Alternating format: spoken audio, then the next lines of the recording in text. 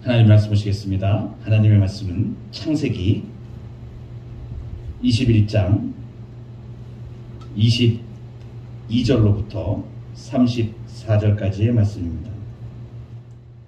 수요일마다 아브라함 영성에 대해서 우리가 아브라함을 통하여 정말 하나님께서 우리의 영혼을 새롭게 하시고 우리를 성숙한 하나님의 백성으로 만들어 가심을 경험하고 있습니다. 오늘은 아브라함 영성 12번째 시간입니다.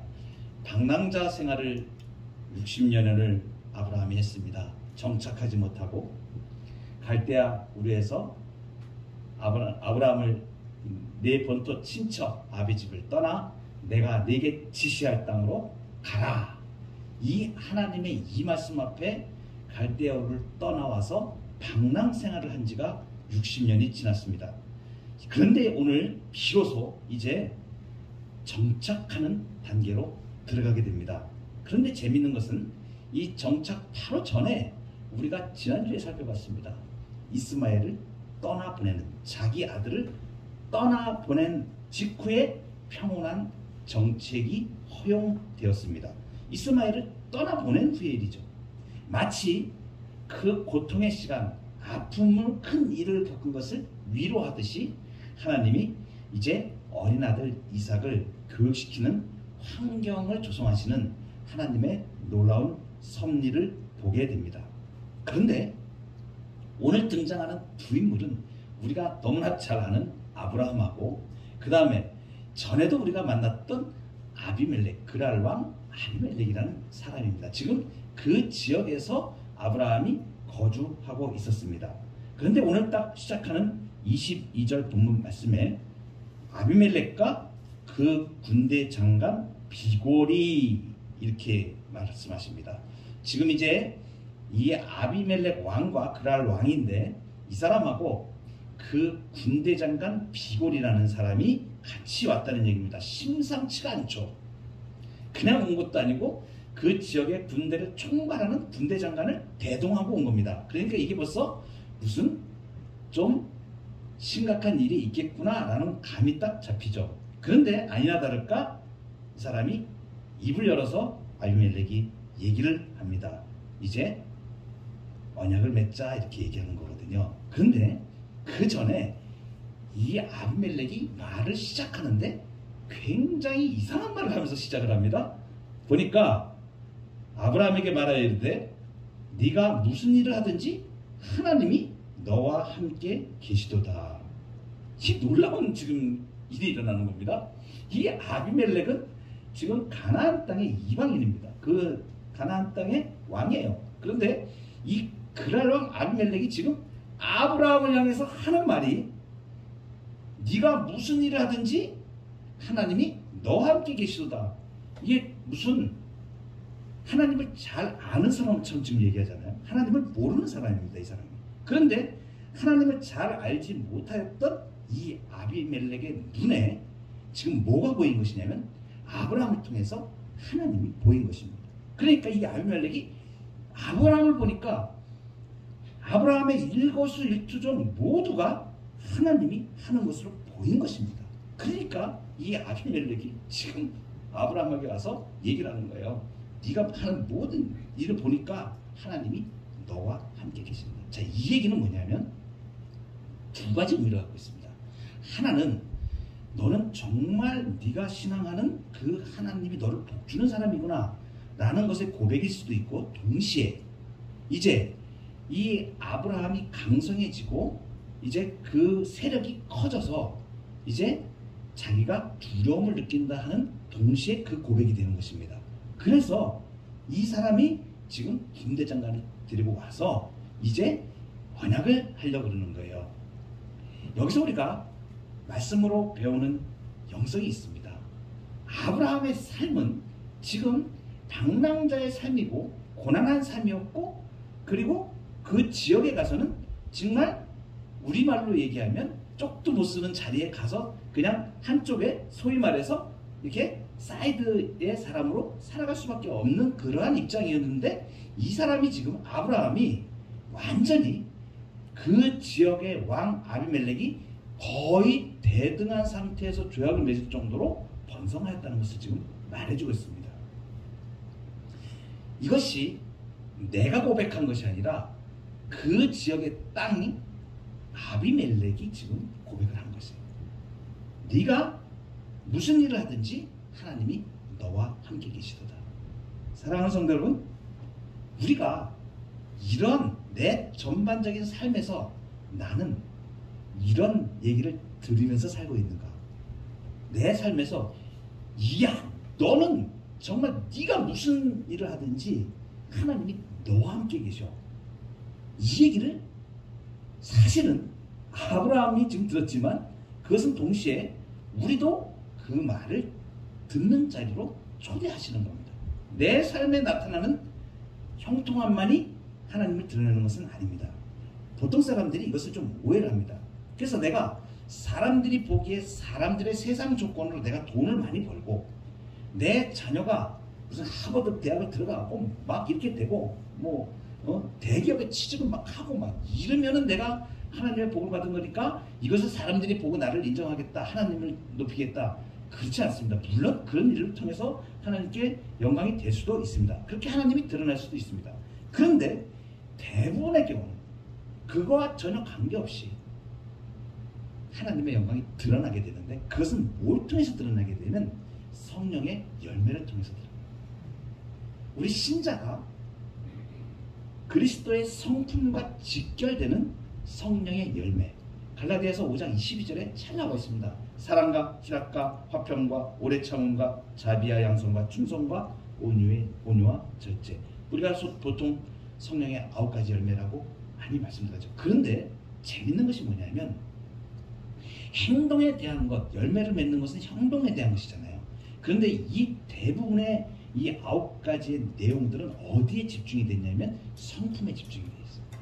그것은 뭐냐면 내가 예수 그리스도의 성품으로 바뀌어가는 일이 있어야만 이 성령의 열매들이 맺어진다는 것을 말합니다.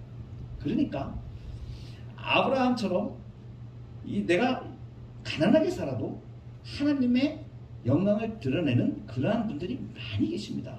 정말 어떤 분은 정말 수입도 없고 연세가 많이 되어져서 정부에서 나오는 아주 기초한 것만 가지고도 사는 분이 계세요. 그런데 제가 놀란 이분이 얼마나 하나님 앞에 신실하게 하시냐면 그 중에서 기초연금을 받아서 선교사님 후원하는 그 분의 자기의 생활비에 거의 전부를 넣는 거죠. 그러니까 반 정도를 여러분, 내가 월급을 많이 받아가지고 그 중에 조금 하는 거하고 내가 먹고 살기 힘든데 기초연금 받아서 그 중에 일부를 쪼개서 기도하면서 선교사님을 후원하는 이유, 어떤 열매가 더 크다고 보세요? 그분은 그렇게 자신이 그 일을 해가면서 정말 감사와 감격이 넘치는 삶을 사시는 권사님을 제가 봤어요. 정말 감동이 됩니다. 옆에 있으면, 그분 옆에 가면 그분은 말씀하시는 게 재산도 없으세요. 그런데 주변에 가면, 그분 옆에 가면 사람들이 사랑을 느껴요. 그리고 위로를 받아요. 이 사랑의 열매가 맺어지는 거죠. 이렇게 성령의 열매, 이 성령의 열매가 맺혀지는 것이 결국은 하나님이 너와 함께 계시다라는 이 증거를 우리 주변에 있는 사람들로부터 우리가 받게 되는 것입니다. 그래서 바울 사도가 고린도전서 10장에 이렇게 말씀하십니다. 10장 31절에서 그런즉 너희가 먹든지 마시든지 무엇을 하든지 다 하나님의 영광을 위하여 하라. 정말로 은혜로운 분 옆에 가면 같이 밥만 이렇게 한 끼 같이 먹어도 말씀도 많이 안 나눴는데 그분하고 이렇게 말씀을 나누는 사이에 어느새 내 마음에 이렇게 갇혀있던 것들, 막혀있던 것들이 포근해지면서 그분과 1시간 동안 교제하고 식사하고 대화를 하고 나면 마음이 평안해지고 사랑의 감정이 충만한 이런 분들이 계세요. 아주 특별한 은사를 가지신 분들입니다. 이 성령의 열매를 맺어가는 분들이. 그리고 삶에서 주변의 이웃들을 향하여 정말 내가 가진 것이 있건 없건 간에 항상 그들을 위하여 기도하고 그들을 품고 가는 분들은 그 주변에서 저 사람은 참 대단한 분이에요. 근데 교회 다니시는데 근데 교회 다니시는데 저분만 보면 나도 참 본받고 싶어. 이렇게 나는 교회는 잘 못 나가지만 그래도 난 참 돈 받고 싶어. 이런 분들이 계세요. 사실은 이런 것이 정말 하나님이 함께 하시는 증거를 내가 내 입으로 얘기하는 게 아니라 내 주변에 있는 사람들이 얘기해 주는 겁니다. 이것이 굉장히 중요한 일입니다. 여러분, 아비멜렉이 지금 이제 얘기를 합니다. 아브라함과 계약을 맺자 이러는 거예요. 그런데 이제 뭐냐면 너는 땀만 품지 말고 이제 나와 내 자손들에게 절대 아무 일도 해치는 일 그런 거 하지 않기로 하자. 지금 이 약속을 하는 겁니다. 그래서 아비멜렉이 자신의 왕적인 권위를 주장하려고 군대장관 비볼까지 데리고 왔죠. 그런데 뭐라고 얘기를 하냐면 23절에 보면 후반절에 내가 네게 후대한 대로 너도 나와 내게 머무는 이 땅에 행할 것이라. 이게 뭐냐면 내가 너를 후대하였다. 언제 그랬던 거죠? 우리가 알죠. 아브라함이 자기 아내 사라를 자기 누이라고 속여서 이제 아비멜렉 그를 취하려고 그랬는데 꿈에 하나님이 즉각적으로 말씀하셨고 넌 손만 댔다 그러면 넌 죽는다 그래가지고 깜짝 놀래가지고 물어보니까 사실은 아브라함의 아내였는데 그래서 이제 그때 이 아비멜렉이 후대를 하죠. 양도 주고 제일 중요한 거 그랄 땅에 머물러 살게 해줍니다. 그래서 그 땅에 지금 살고 있는 거지 않습니까? 그래서 이 아비멜렉은 아브라함을 징벌하기는커녕 아브라함에게 선물을 주고 그랄 땅에 거주하도록 허락까지 하였습니다. 그래서 이제 너는 나와 내 아들과 내 손자에게 거짓되게 행하지 말고 절대로 아무 일도 하지 말고 평화롭게 지내자. 화평을 지내야 된다. 화평을 약속해라. 지금 이 얘기를 하는 겁니다. 그러니까 아브라함이 대응을 합니다. 아브라함이 뭐라 그러냐면 24절에 내가 맹세하리라. 여러분, 아브라함은 지금 이 언약들이 하나님의 성스러운 이름으로 사람들 사이에서 인정을 받아야 하는 것이 정당한 것을 지금 알고 있습니다. 그래서 아브라함은 기꺼이 자신을 그분의 소명의 법칙들에 복종시키고 있는데 지금 이 중요한 겁니다. 호의를 베풀었지 않습니까? 아비멜렉이. 그러니까 호의를 베풀어준 이웃이 화평을 청할 때 이해타산을 먼저 따지지 않고 그 호의를 받아들이는 것입니다. 그래서 이렇게 행동하는 것이 하나님의 사랑을 받은 자가 당연히 보일 자세라는 것입니다. 여러분, 맹세하였다 지금 이렇게 나오죠. 맹세하였다는데 맹세에 대해서 예수님이 하신 말씀이 있으세요. 너는 도무지 맹세하지, 헛된 맹세하지 말라는 뜻입니다. 도무지 맹세하지 말지니 하늘로도 하지 말고 땅으로도 하지 말라. 하늘은 하나님의 보좌이며 땅은 하나님의 발등상이다. 그러니까 함부로 하나님을 거론해서 자기를 정당화시키는 헛된 맹세를 하지 말라고 경고의 말씀으로 주님이 말씀하셨거든요. 약속을 우리가 안 하고 살 수는 없습니다. 무슨 뜻이냐면 약속을 하지 말라는 뜻이 아닙니다. 약속을 하는데 예, 고린도서에 보면 예면 예, 아니요 아니면 아니요 이렇게 얘기하지 내가 그것을 정말 꼭 내가 그것을 이행할 것처럼 하나님을 들어서 그렇게 하지 말라는 겁니다. 그래서 이거 헛된 맹세하지 말라는 것이거든요. 그런데 이렇게 맹세에 대한 모든 부분을 말씀하실 때 중요한 게 있습니다. 그것은 뭐냐면 우리의 약속에는 하나님의 명예가 걸려있다는 것입니다. 아브라함이 지금 내가 맹세하리라 라고 하실 때는 지금 무엇을 전제하고 지금 맹세를 하고 있는 거예요? 아비멜렉이 아브라함에게 처음에 얘기를 했지 않습니까? 네가 뭐든 하는 일마다 하나님이 함께 계신다. 그러니까 23절에 이 말할 때 하나님을 가리켜 내게 맹세하라. 그러니까 나는 네가 하나님을 신뢰하고 하나님을 섬기는 사람으로 알고 그렇게 나는 지금 너를 보고 있는데 네가 신실하게 이 약속들을 지켜라 하는 뜻으로 지금 얘기하는데 아브라함이 맹세하리라 라고 얘기합니다. 여러분, 우리가 말씀으로 배우는 이 영성, 이것은 우리의 약속에 하나님의 이름이 달려있다고 하는 것입니다. 우리가 행동하는 행동에 하나님의 명예가 달려있다. 제가 직장 생활할 때 이런 사람을 좀 봤습니다. 간혹 가다가 교회를 다녀요. 교회를 다니는데 자기 교회 다니는 얘기를 절대 안 합니다. 왜 그러냐면 자기가 겁이 나는 거예요.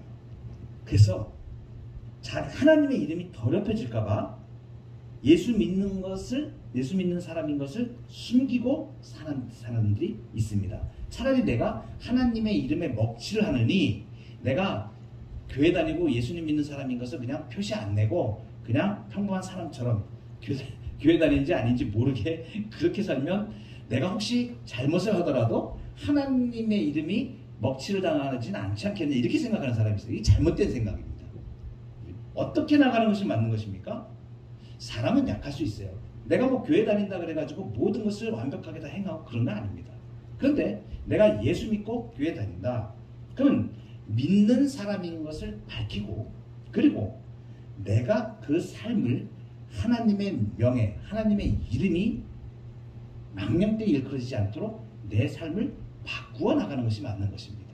그런데 대부분의 경우에 많은 분들이 이것을 착각을 하고 내가 교회 나가는 거, 예수님 믿는 거 말 안 하고 그냥 그렇지 않은 사람들처럼 이렇게 똑같이 살면 하나님의 이름이 망령되이 이끌어지는 것은 피할 수 있지 않느냐 이렇게 생각하는데 그것은 잘못된 생각입니다.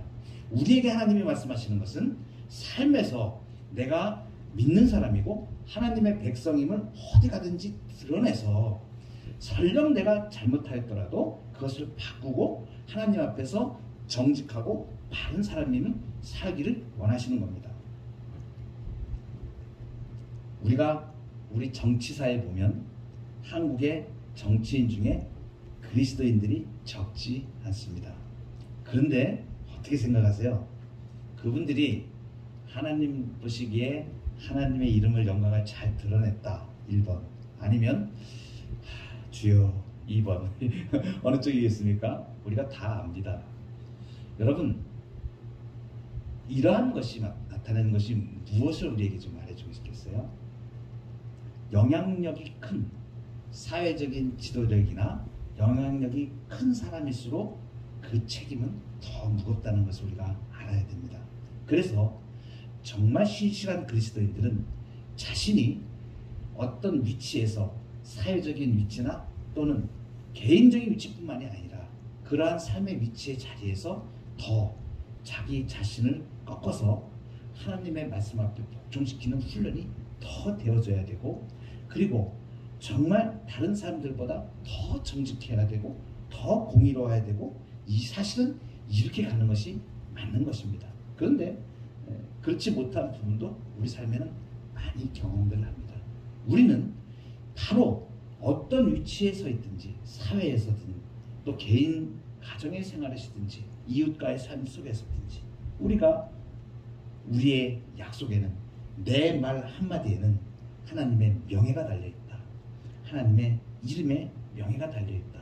이것을 생각하고 우리의 삶을 바꿔나가는 그러한 자리로 나아가야 될 것입니다. 마지막입니다. 오늘 굉장히 중요한 마지막 하나님의 말씀 아브라함을 통하여 배우는 영성이 있습니다. 저는 이 말씀 앞에서 정말 많이 가슴이 떨렸습니다. 하나님이 이 부분을 아브라함을 통해서 보여주셨구나. 여러분 계약을 하지 않습니까? 아브라함이 지금 아비멜렉하고 계약을 합니다. 계약을 하는데 무슨 얘기를 하냐면 우물에 대한 얘기를 해요. 지금 아비멜렉은 아브라함에게 와서 야, 너 약속해라. 이 땅에 살면서 우리 자손들과 화평하게 지내는 걸로 약속하자. 그런데 아브라함은 지금 다른 걸 또 얘기를 합니다. 거기 25절에 보면 아비멜렉의 종들이 아브라함의 우물 빼앗은 일에 관하여 아브라함이 아비멜렉을 책망하는 말을 합니다. 아비멜렉이 몰랐던 거예요. 그래서 알게 되었습니다. 그때에 아브라함이 뭐라 그러냐면 27절에 보면 아브라함이 양과 소를 가져다가 얼른 자기가 먼저 겸손의 뜻으로 나가는 겁니다. 아비멜렉에게 주고 두 사람이 언약을 세워요. 그리고서는 28절에 보면 아브라함이 7 암양 새끼를 따로 놓습니다. 그러니까 아비멜렉이 물어봅니다. 야, 7 암양 새끼를 따로 놓은 거 좀 왜 넣냐 했더니 이거 우물값으로 지금 증거를 삼으려고 그런다. 지금 이 얘기를 하는 거거든요. 여러분, 이게 왜 중요한 의미를 가지는지 우리가 알아야 됩니다. 지금 그냥 아브라함이 아비멜렉하고 우물에 관한 지금 이 건, 우물은 굉장히 중요한 재산입니다. 그 당시에는 목축업을 하는 그런 시대였고, 이 우물을 한번 팔려면은 무진자 힘이 듭니다. 그래서 이 우물은 생활의 필수이면서 큰 재산이었습니다. 그런데 아비멜렉의 종들이 아브라함의 우물을 빼앗아간 것이에요. 여기서 빼앗았다라고 우리 성경에는 나오는데, 사실은 이것은 원어로 보면은 까잘이라는 그 관계사를 쓰는데, 이 뜻이 뭐냐면 이 폭력을 동반한 강탈, 아주 강제로 뺏는 것을 말하는 거예요. 이렇게 그 우물로 인해 가지고, 그래서 고대 사회에서는 전쟁이 비일비재하게 일어났습니다. 지금 이 일인데, 그러면 이 우물은 어디에 속해 있는 것입니까? 우물은 어디 나무에서 열리는 것도 아니고 하늘에서 나는 것도 아니고 땅에 있는 겁니다. 땅이 있는 거예요. 땅 하면 이것은 뭐냐면 땅은 소유권하고 관계가 됩니다. 그럼 잘 보세요. 지금 우물을 아비멜렉하고 우물을 놓고 지금 이제 계약을 하는데 증거를 삼으려고 그러는 거예요. 이것은 내 우물이라는 걸 네가 인정해라 이겁니다. 아브라함이 지금 아비멜렉에게. 그런데 이 가나안 땅은 분명히 아브라함에게 약속된 땅이에요. 우리가 알죠? 갈대아 우르를 떠날 때 내가 내게 지시할 땅으로 가라 이러셨거든요. 그런데 놀라운 게 있어요. 하나님이 어떤 하나님이신가를 아브라함에게 보여주시는데, 그 창세기 15장의 약속, 땅의 약속을 하실 때 이제 쪼갠 그 횃불 사이로 하나님이 지나가면서 약속을 언약을 확정 지으시거든요. 그 일을 하실 때 뭐라고 말씀하시냐고 하냐면, 창세기 15장 8절 우리가 앞에서 봤던 부분인데, 아브라함이 이렇게 얘기합니다. 내가 이 땅을 소유로 받은 것을 무엇으로 알겠습니까? 이렇게 얘기하니까 하나님이 이 말씀을 딱 하시고, 아주 중요한 이 말씀을 딱 하시고, 타는 횃불 쪼갠 고기 사이로 싹 지나가면서 언약이 성립이 돼요. 끝나요. 그럼 이 말씀이 뭐냐 이거예요. 중간에 들어간 이 말씀.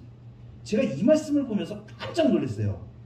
15장 13절부터 16절 사이에 나온 얘기인데, 이미 지금 가나안 땅은 아브라함에게 하나님이 약속해 주신 땅인데 지금 뭐라고 말씀하시냐면, 너는 반드시 알라. 네 자손이 이방에서 객이 되어 그들을 섬기겠고, 그들은 400년 동안 네 자손을 괴롭히리니 그들이 섬기는 나라를 내가 징벌할지며 그 후에 네 자손이 큰 재물을 이끌고 나오리라. 이게 지금 뭘 예언하고 계시는 거예요? 아브라함의 자손이 애굽 땅에 가서 종살이 할 것을 지금 말하고 있는 거예요. 400년 동안 종살이 할 것을. 그리고 너는 장수하다가 평안히 조상에게로 돌아와 장사할 것이요, 네 자손은 4대 만에 이 땅에 돌아오리니 이는 아모리 족속의 제약이 아직 가득 차지 아니함이니라 하시더니, 무슨 얘기입니까? 15장에서 아브라함에게 지금 선명하게 약속하신 거예요. 이 땅은 분명히 네 땅이야.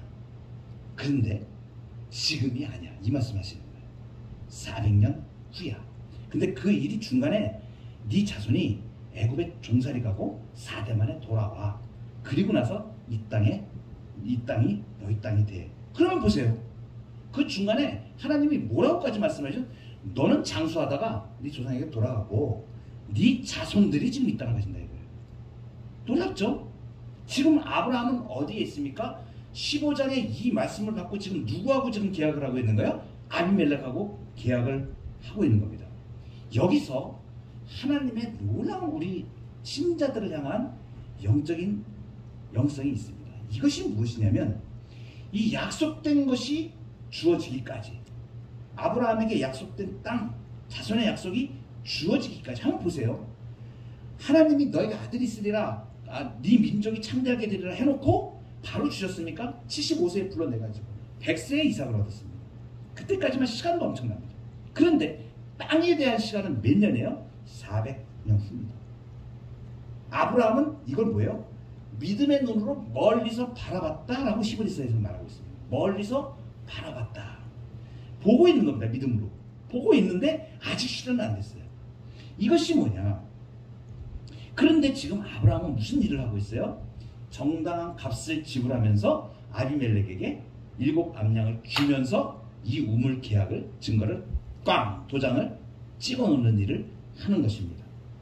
그리고 바로 이게 다음 시간에 우리가 보겠지만 바로 그 후에 자기 아내 사레의 그 무덤에 대한 값도 지불을 합니다. 그러니까 이것을 우리가 알아야 됩니다. 약속과 성취 사이에 있는 하나님의 시간을 볼 수 있어야 돼요. 이것이 오늘 하나님이 우리에게 주시는 우리의 영성입니다. 아브라함의 영성입니다. 약속과 성취 사이에 있는 하나님의 시간을 보라. 분명히 하나님은 약속하시고 그리고 분명히 성취하십니다.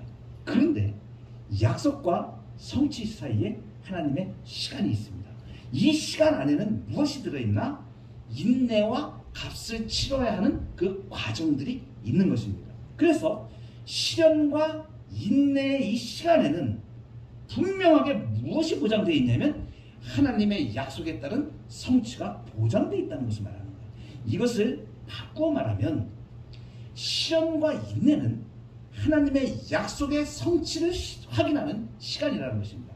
우리가 지금 이 땅을 살면서 예수님이 이미 오셔서 우리에게 임하신 이 천국을 마지막 종말의 시대를 살아가면서 우리가 보고 가고 있는데 이 상황에서 당하는 시련과 인내의 상황들은 무엇을 확인하는 시간인가? 하나님의 약속의 성취를 확인하는 지금 시간에 우리는 있다는 것을 말해줍니다. 아브라함이 그 삶을 살았던 것과 똑같이 우리 신자들도 지금 하나님의 약속과 성취 사이에서 그 시간을 지금 살아가고 있는 것입니다.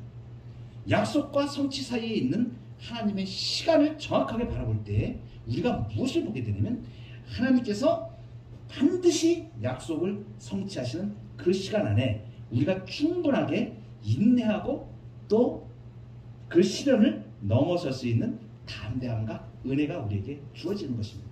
아브라함이 아비멜렉에게 우물판 값을 줍니다. 값을 지불을 해요. 내가 파고 내가 노력해서 얻은 건데 안 줘도 되는 거 아닙니까? 근데 줍니다. 시련입니다. 빼앗겼었습니다. 근데 참았습니다. 이것이 뭐예요? 이 땅에 살아가는 우리 그리스도인들이 예수님 땅 때문에 내가 양보해야 되고 내가 예수님만 아니면 내 승질대로 하면 그야말로 내 승질대로 하면 그냥 논리로 하든지 법적으로 가든지 싸움을 하든지 해서 쟁취하고 말 것을 내가 예수님 때문에 참고 양보하고 격려하고 지지하고 그래도 사랑해주고 원수 같은 사람들을 품고 내가 먼저 양보하고 이렇게 살아갑니다. 시련과 인내 시간들은 하나님의 약속의 성취를 바라보는 시간인 것입니다. 이 시간 속에서 아브라함과 같이 사랑하는 성도 여러분, 우리가 즐거울 수 있는, 기쁠 수 있는, 정말 우리가 고난한 삶이나 또는 우리의 삶의 모든 문제들이 우리를 매끄럽게 하지 못하고 힘들게 할지라도 우리는 무엇을 바라보고 사는 사람인가? 하나님의 약속과 그 약속에 따른 성취를 지금 확인해가고 있다. 이 위대한 신앙, 아브라함이 가졌던, 그리고 자기 당대에는 미래를 보며 하나님의 약속의 성취를 바라보지만 자기 당대에는 그 고난과 그것을 견뎌내면서 하나님의 약속을 믿고 나아가는 이 신앙, 이것이 믿음인 것입니다. 오늘 사는 우리 성도들이 하나님의 이 약속과 성취 사이에 있는 하나님의 시간을 보면서, 그리고 내가 내 입으로 하나님을 증명하지 않더라도 사람들이 너는 너의 모든 일에 네 하나님이 계시다, 하나님의 존재를 인정하고 그리고 하나님의 명예를 드러내고 그리고 우리의 말에 우리의 약속에 하나님의 이름이 있다는 사실을 믿고 담대함으로 이 땅을 살아가는 저와 여러분 되기를 주의 이름으로 축원합니다. 아멘. 기도하시겠습니다.